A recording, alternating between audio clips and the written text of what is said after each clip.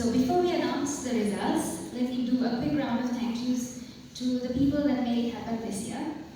Firstly, can we have a round of applause to Mr. Sri Lanka, who's been a very generous contributor.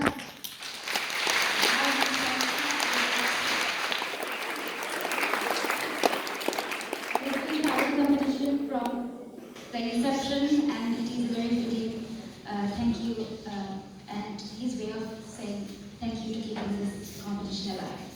To Sing Sri Lanka, our platinum sponsor, Animate, our print sponsor, and special donations from many other anonymous contributors.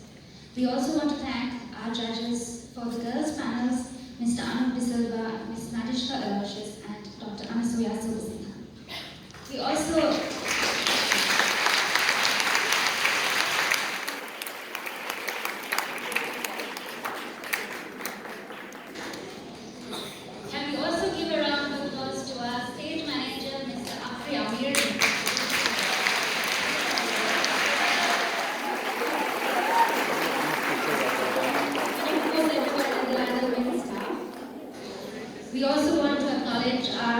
team of volunteers. We call them the Shakespeare volunteers from the Rotary and YMCA. So can we have a round of applause for them?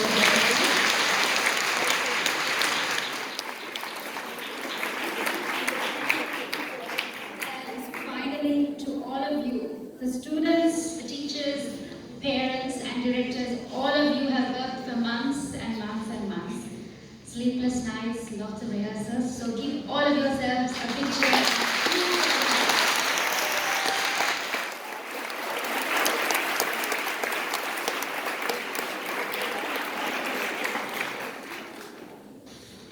Thank you. So, just before we move on to the couple of announcements, before you all get excited with the results, the girls' finals will be on Friday, the 26th of September at the Bishop's College Auditorium, and we will start at 6:30 p.m.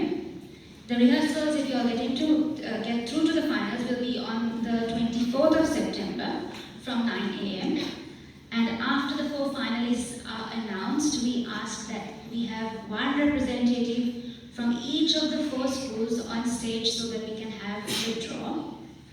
Tickets for the finals will be available from Monday the 22nd at Bishop's. Let me now introduce to our panel of judges for yesterday and today. First we have Mr. Anuk Silva.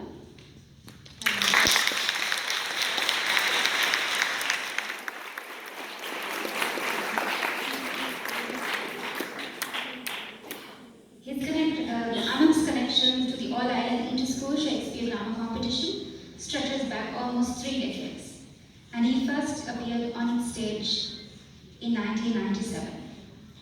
In the year 2000, he played the lead role of Mark Antony in Julius Caesar, helping St. Joseph's College secure the coveted Shakespeare Trophy for only the 2nd time in its history.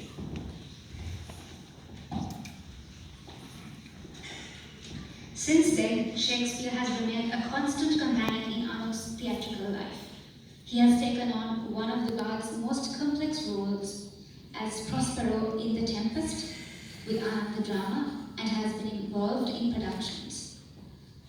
Most memorably, playing Peter Quince in Pyramus and Thisbe by Centre Stage Productions. Beyond Shakespeare, Anuk has embraced a wide range of theatre in Sri Lanka, performing in classics such as The Mousetrap and Then There and Now, A View from the Bridge, and 12 Angry Men. A founding member and former vice president of amateur theatre troupe called Theatre 7, he has not only acted but also directed, coached, and inspired younger performers, keeping alive the tradition of passing theatre from one generation to the next. Anuk has recently extended his repertoire into film, playing a lead role in the upcoming animated feature, The Secret of the Moonstone by Mogo Studios.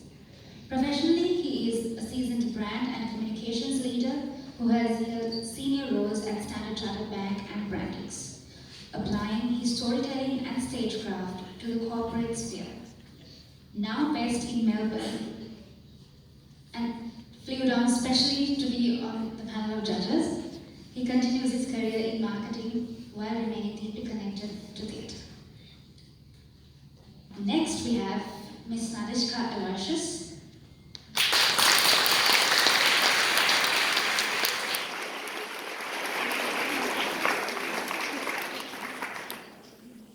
Nadishka is a teacher, educator, and an author. Her academic and professional qualifications include an MA in Linguistics, postgraduate diploma in teaching literature, a BA in social sciences, and 2 fellowship diplomas in speech and drama. As a writer, she has won the State Literary Award twice and been longlisted for the Gratian Prize. She has also worked as an examiner for CalSTAT for over 20 years. Her acting credits include 12 Angry Women and Macbeth. She was also actively involved with Shakespeare in the Park, presented by the Workshop Players. Nadishka was first introduced to the complete works of Shakespeare at the age of 12, representing her alma mater 5 years running at the Shakespeare Drama Competition in the 1990s. And this is her 3rd appearance as a judge at the semi-finals. Our final judge is Dr. Anasuya Subasinghe.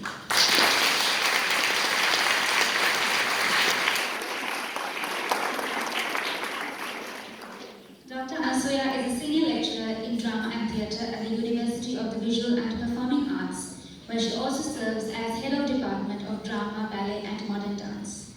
She has approximately 2 decades of experience in Sinhala and English language theatre, with experience encompassing theatre and cinema acting, dramaturgy, playwriting and theatre directing, and it's her 2nd time as a judge at the semi-finals. So now that we know who the judges are, I will invite one of the judges to give some brief comments and also the nominations for our awards.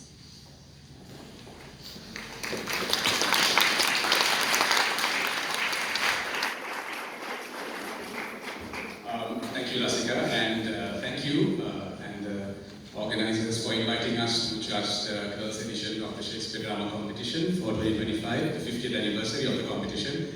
I must say it feels a bit daunting to be on this side of the drama competition for me, the first time judging the competition, because I've always been in the audience, and by now, if it was the boys' results, my heart rate will be a bit rapidly going up by now. But I still am feeling a bit nervous, but let's see how this goes. So as you said, as you would have heard during the reading out the profiles, we got a diverse panel of judges.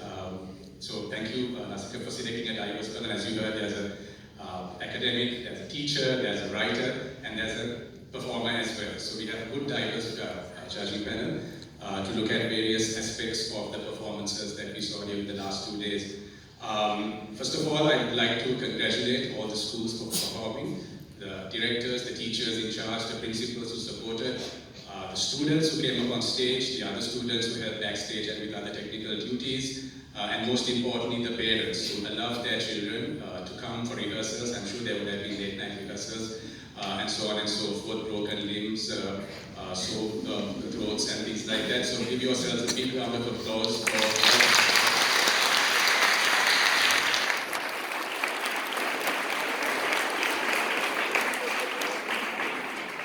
made our job difficult as well, because I think, from my personal opinion, we saw a lot of good theatre happening on stage, a lot of good characterizations, the selection of scripts, the editing of scripts, the lighting, the music, the use of the ensemble players on stage, use of live music on stage, and so on and so forth. We thoroughly enjoyed judging the 22 schools that did perform. If I have to give a few brief comments, because we have been told vehemently that we should stick to 15 minutes, so I'll just maybe use about 2 or 3 minutes of that time.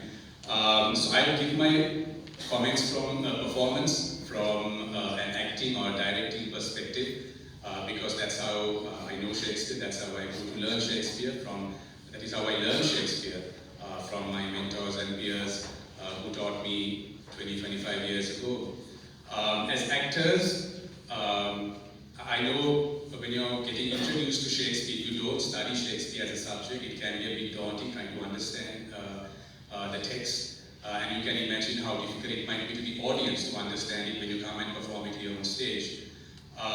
So when Shakespeare wrote these lines, the context, the emotions are already entwined in those texts, in the lines, in the conversations, in the dialogues. So you don't, as an actor, need to overly manufacture emotions on stage. The lines, the text says it all. So understand the text. That's the most important thing. When you get a script, or when a director selects a script and edits it, I would suggest to first understand what this text or what this script means and how it stages itself in the overall performance of that entire production. Because we saw very good interplays between some of the actors, but we saw it lacking in some of the performances as well, where one or two lead actors pulled the production through and the supporting cast didn't quite come up to the level of the main actors in those excerpts. So when understanding text, I think Hamlet was one of the productions selected as a script this year. And although I did not see the play within a play part where Hamlet, through Shakespeare's words, explains how acting should be done. This was, I first went on stage in a production of Hamlet, directed by a very well-known director. I think he's in the audience here as well. So I got, at that time I didn't understand what it meant, but he clearly states through Hamlet, when he speaks to his actors, he says, speak, if I can remember the words now, speak the speech as I pray you, as I announced it to you, tripping it on the tongue. But if you mouth it as many on the tongue, something, use all gently, for in the torrent tempest, in the whirlwind of passion, you must acquire and beget a temperance that will give it smoothness. Don't overly use hand gestures to bring in emotions. Don't shout out your words when you don't have to. You can show emotion without shouting out your words. So be very careful when you're delivering lines, especially to directors as well, when you're directing your students. It is not necessary when you're angry or when you feel hurt. It doesn't necessarily require you to shout out the lines. It can be a bit jarring when we hear lines being shouted out from one end to the other. Also, in terms of stage mechanics, of course you know the three center spots here that are on stage. The stage, this Lionel Wendt stage is generally well lit, but the dimensions you need to be aware of because where you rehearse them in school or in the halls that you have where you rehearse them, obviously dimensions are very different, so entrances and exits need to be timed accordingly. I saw personally a lot of masking happening when the main actor would be speaking here, or when a supporting actor would be speaking in front, he or she would be masking some of the actors behind. So directors, that's a note for you. Please ensure that when you have actors in front, that your actors behind, while they are emoting, they need to be seen by the audiences as well. In some instances, I think Anasuya mentioned this as well, some of the actors, when we were producing Shakespeare many years ago, we were told this by our directors as well, play to the judges. The judges are in the third or fourth seat row, play to the judges. But it feels a bit intimidating when some of your main actors are delivering strong lines just to the judges. Because be aware, when the Lionel Wendt is full, there are 621 audience members here. So not only are you acting for a competition, you're also performing to everybody who is seated here, not just the three judges. Of course, the three judges become the three most important people in the audience, but you are performing for that 30 minutes. You are trying to explain your excerpt to everybody who's present here. So please be aware of that. There are people seated here at the back of the auditorium and in the balcony as well. So when delivering lines, please ensure that. Shuffling is a big thing that I don't like as an actor. When you're delivering your lines, you need to get your stage presence by the way you stand. Try to stand up straight, try not to be hunched, or if your character does not require to be delivered that way, try to get stage presence and deliver your lines accordingly without trying to shuffle. When you shuffle, then your attention from the audience members goes to the shuffling and not to the words that you're producing from your mouth or the emotions that you're emoting from your hand gestures and facial expressions. Those are some of the comments that I can recall. Anasuya, over to you.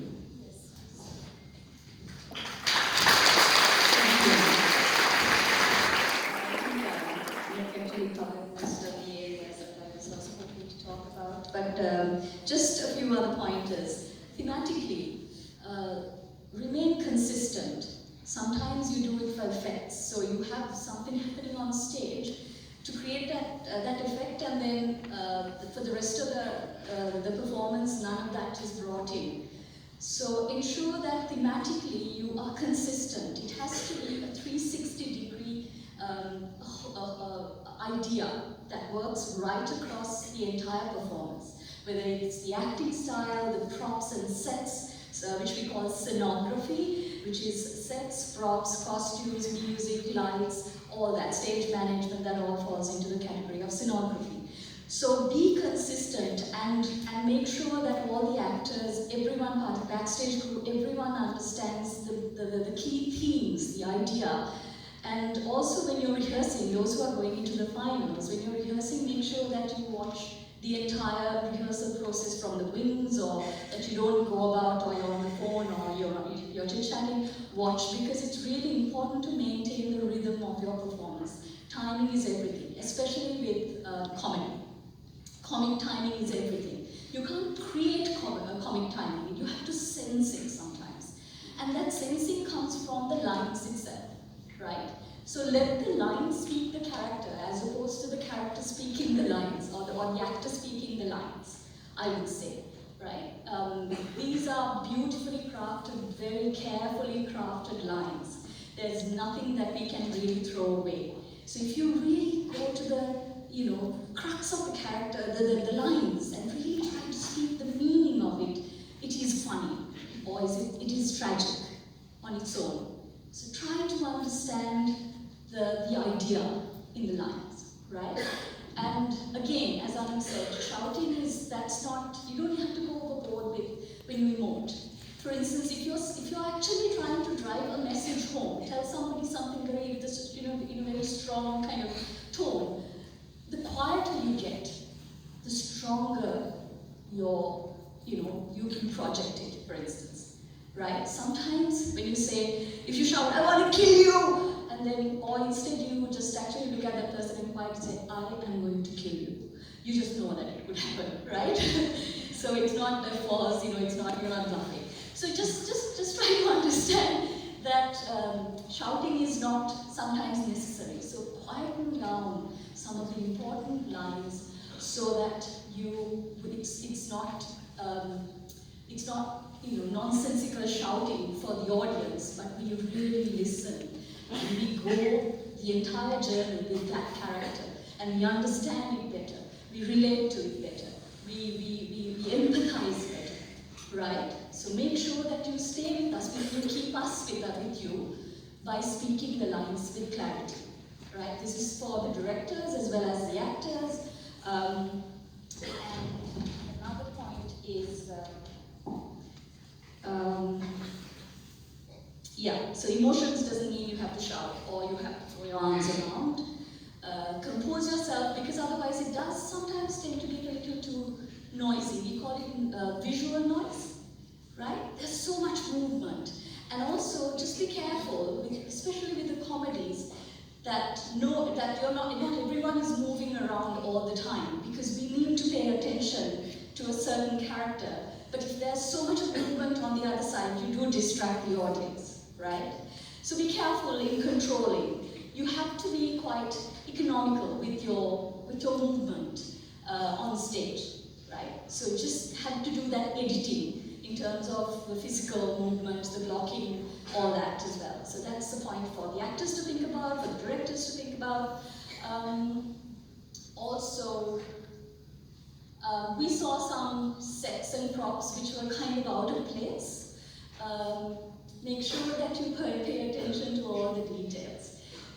If you look at costumes, some of the hymns were not done, so these are just details, right? But when the hymns are not done and catches, when you're in rehearsal, if your shawl the hymn hasn't been sewn, it's okay, because you're in the rehearsal and no one's looking at that.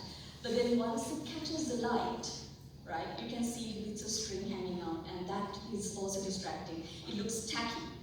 So on stage, everything has to look beautiful, right? So consider the aesthetic of it, right? For instance, even a beggar woman, even if you're dying on stage, it has to look beautiful.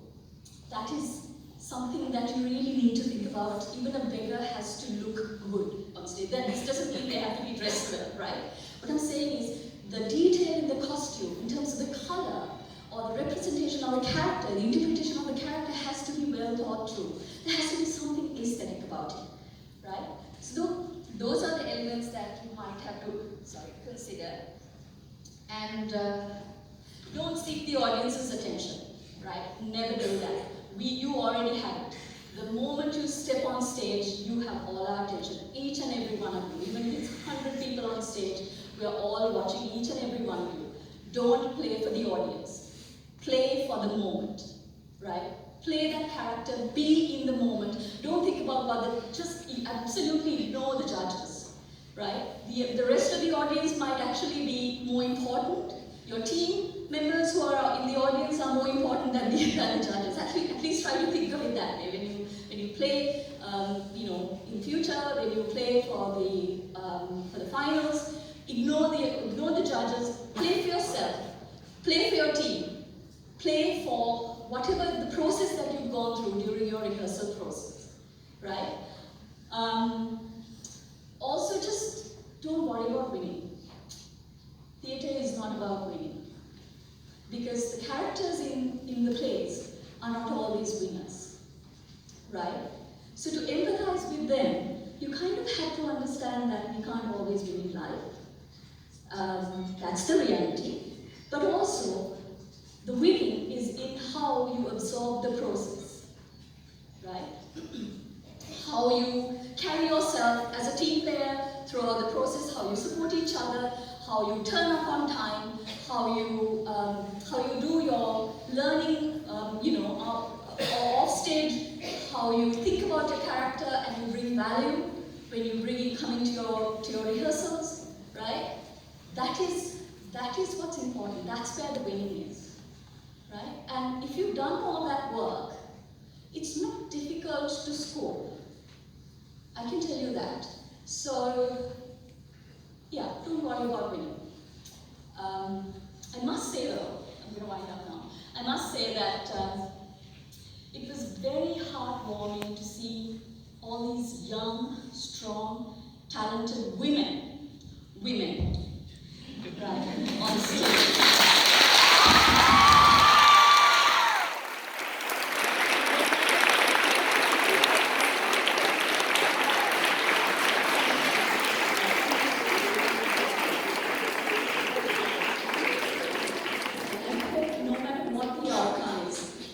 Your parents, your siblings, the ones who are closest to you, who are supporting you, that they will be proud of you. Your schools will be proud of you. Your directors, your teachers will be proud of you. But more than anything, that each and every one of you will be proud of yourselves. Well done.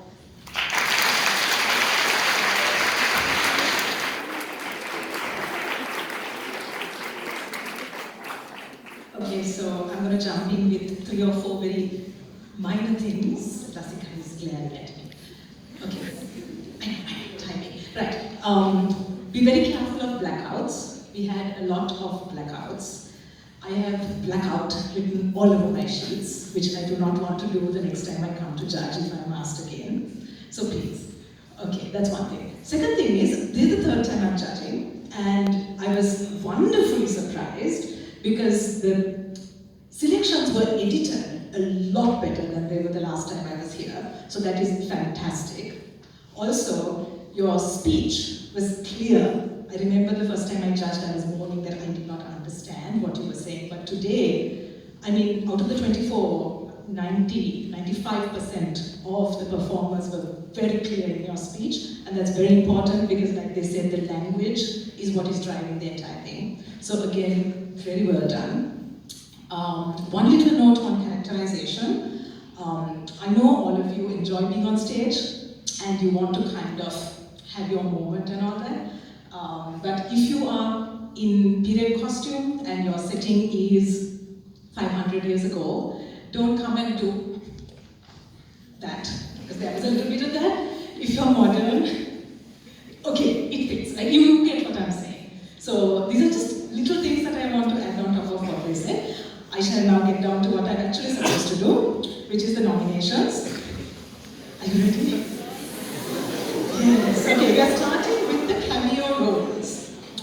Okay, so I'm only giving the nominations in no particular order.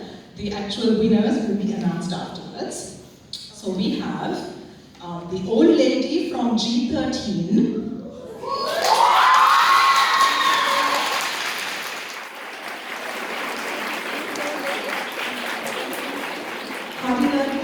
Also of G13.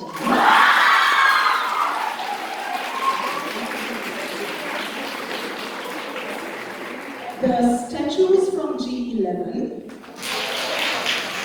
Oh, they're not here. How's that? Okay, Robin from G21. Okay, Carolus, I don't know if I said the name right, from G15.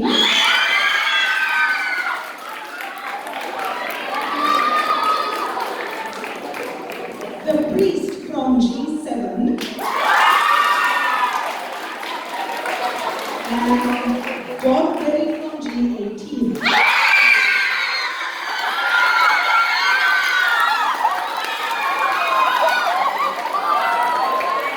Okay, the next award is the best villain. However, a lot of the villains had been edited out, very sadly. So there's only there's only one winner and one nomination, and she's going to do it later.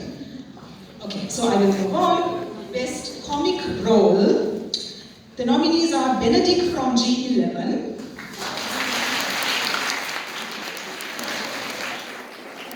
the wrestler Charles from G10,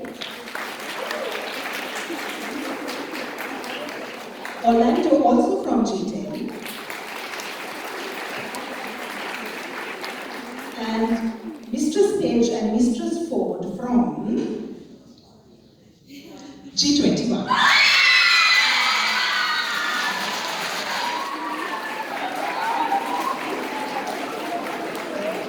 Okay, best supporting actress.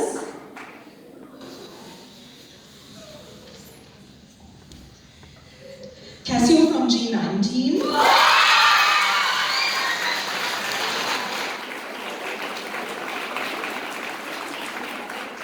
Paulina from G8.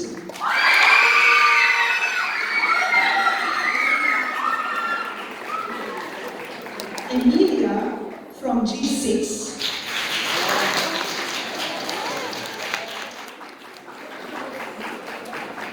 Leonardo from G18.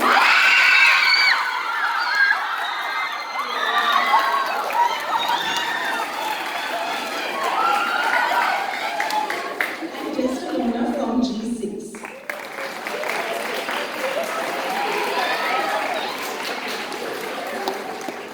Stagecraft, G21.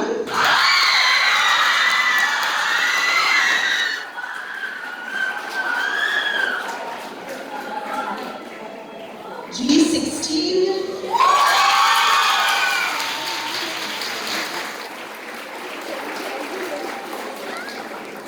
G7.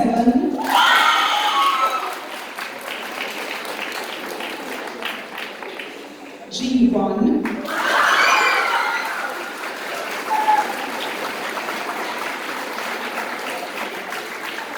And G13.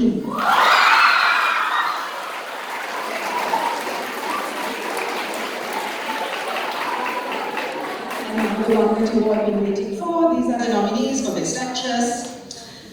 Otello from G16.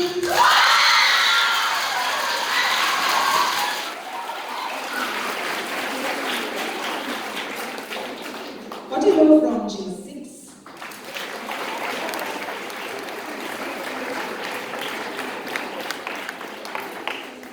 Beatrice from G11.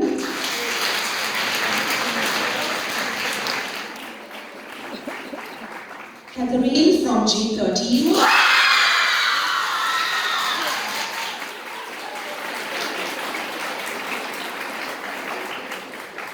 Ophelia from G23.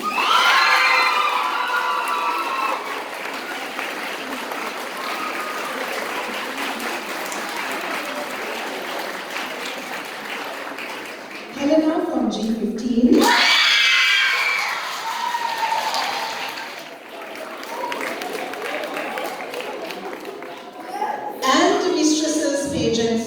from G21.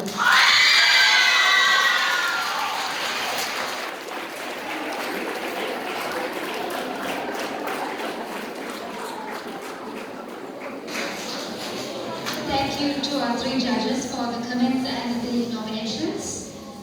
Now, where shall we start? Which one? You want to go first?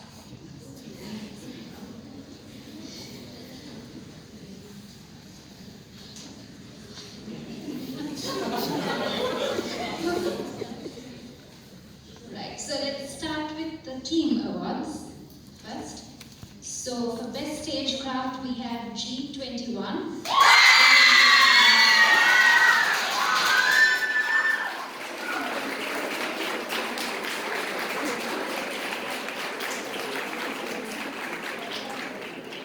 Best novices, we had 3 novice schools. So I'll read the 3 novices that we had and then we'll get to the award. We had G5, G9 and G20. And the best novices go to G20, Our Lady of Victories.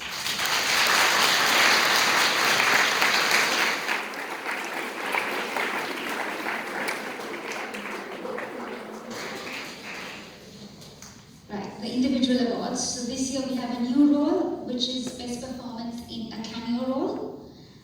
And the winner is G18.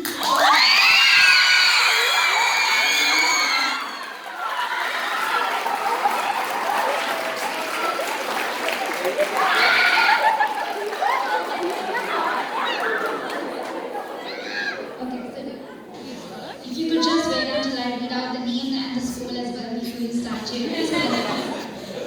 Dogberry was Zavanya Vikramasekara from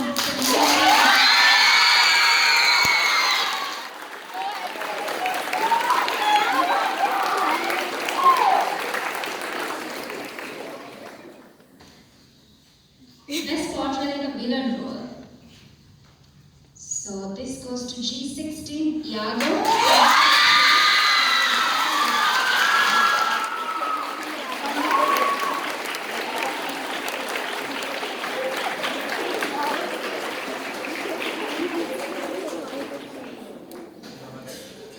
Best portrait in a comic role, it's a joint award.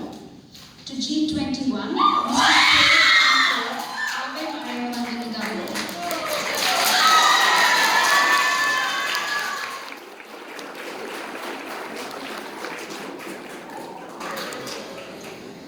Best supporting actress, Emilia G6, Nemindini Idrisingha, Girls High School, Canada.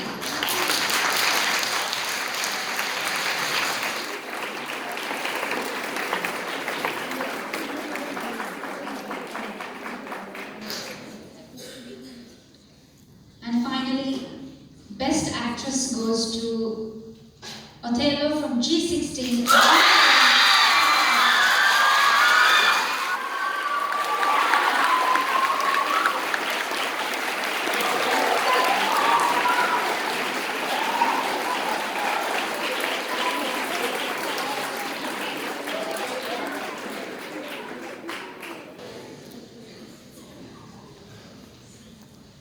Next, we have the 4 finalists.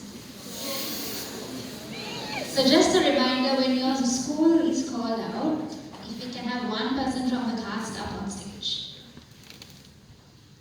In no particular order, we have G13.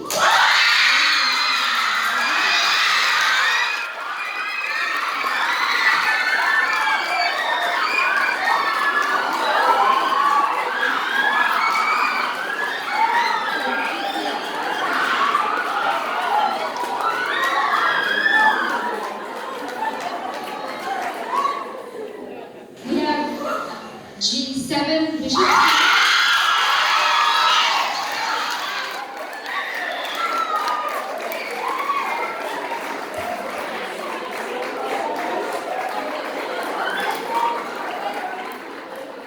We have G21, Abhay.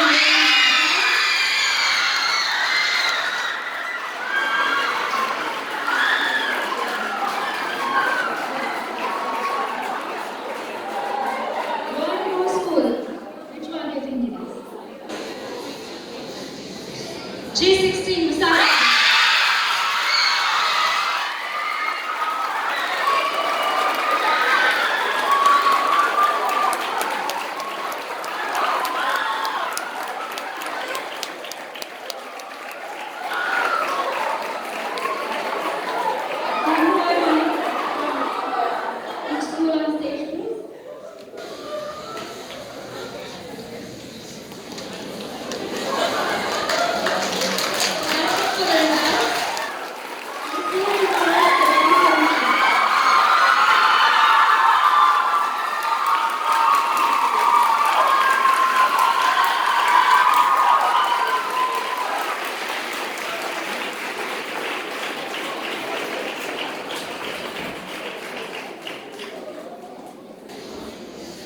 G21. Anybody from G21?